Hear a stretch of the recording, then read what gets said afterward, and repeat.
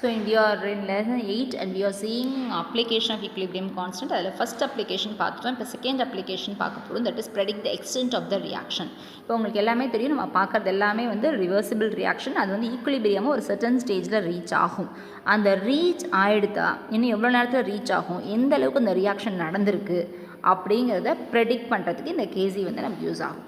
இப்போது இங்கே பாருங்கள், அடுத்தது ஒரு முக்கியமான குவான்டிட்டி வந்துட்டு இஸ் கால்ட் ரியாக்ஷன் கோஷன்ட் அப்படின்னு ஒன்று பார்க்க போகிறோம். இது ப்ரெடிக்ட் பண்ணுறதுக்கு இந்த ஜென்ரல் ஈக்குவேஷன் நமக்கு எப்போவும் தெரிஞ்ச மாதிரி ஹோமோஜெனஸ் ஈக்குவேஷன் எடுத்துக்கலாம். இப்போ இந்த ரியாக்ஷன் கோஷன்ட் அப்படின்னாலும் ஈக்குலிபிரியம் கான்ஸ்டன்ட் கேசினாலும் டெஃபினிஷன் கேட்டாங்கன்னா ஒரே டெஃபினிஷன் தான் எழுதணும். What is the definition? It is defined as a product of concentration of products raised to the stoichiometric coefficient to the product of concentration of reactants or active mass of reactantsங்கிறது தான் என்னது நமக்கு definition. ஆனால் கேசி that is equilibrium constant கேட்டாக்கா under equilibrium condition எழுதணும்.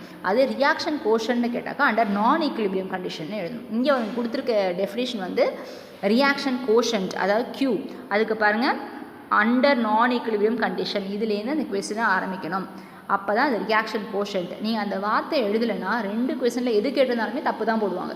அப்போ reaction quotient கேட்டால் under non equilibrium condition எழுதணும், equilibrium constant கேட்டாக்கா அண்டர் ஈக்குலிபிரியம் கண்டிஷன் அப்படின்னு எழுதணும். ஸோ அதுவும் கேசியும் ரெண்டுமே ஆக்சுவலி ஒன்று தான். இப்போ உங்களுக்கு தெரியும் பாருங்கள், under non equilibrium condition what is this Q? So Q is equal to C into C power L into D power M by A power X into B power Y. இதே தடவை நம்ம கேசிக்கு எழுதணும். இப்போ வாட் இஸ் த டிஃப்ரென்ஸ்?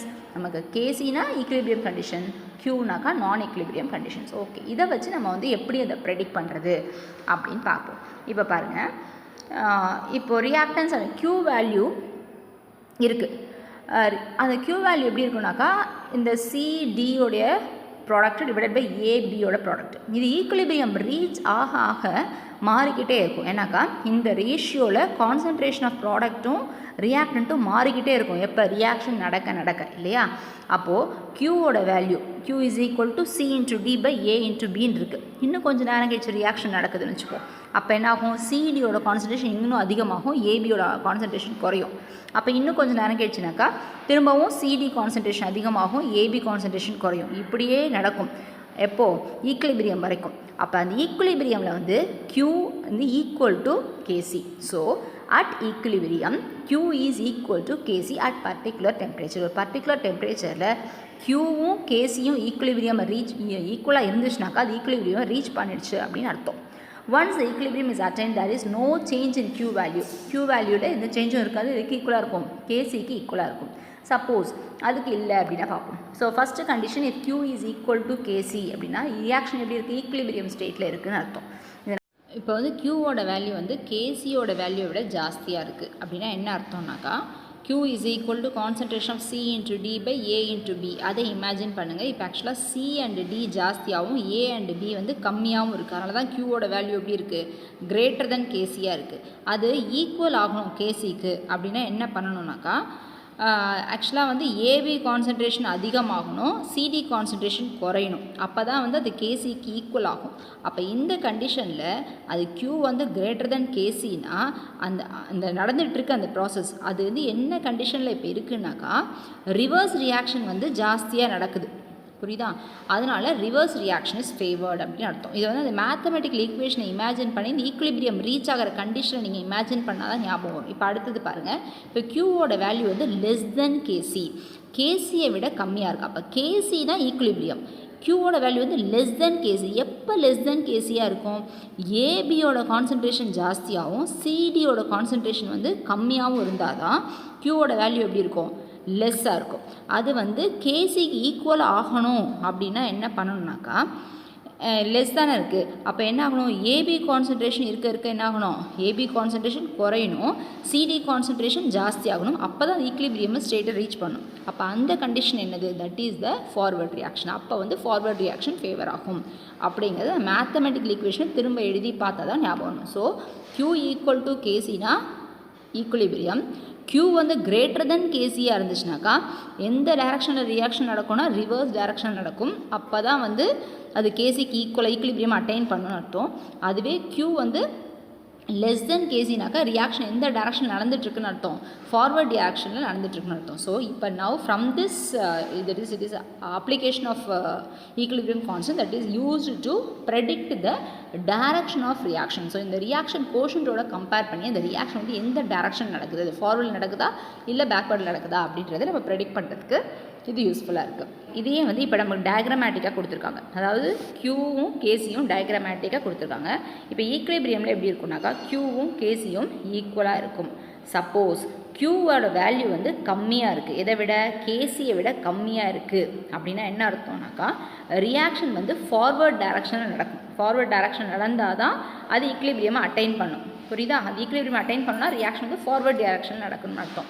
அதுவே க்யூவோட value வந்து ஜாஸ்தியாக இருக்குது, எதை விட கேசியை விட அப்படின்னாக்கா அது என்ன பண்ணணும், ப்ராடக்ட் வந்து ரியாக்டண்ட்டாக மாறணும். அப்போ தான் ரியாக்ஷன் வந்து ஈக்லிபிரியமை அட்டைன் பண்ணும். So this is the thing, that is application of this reaction quotient. Using reaction quotient and equilibrium constant we can predict the direction of reaction. So this is the second application of this equilibrium constant.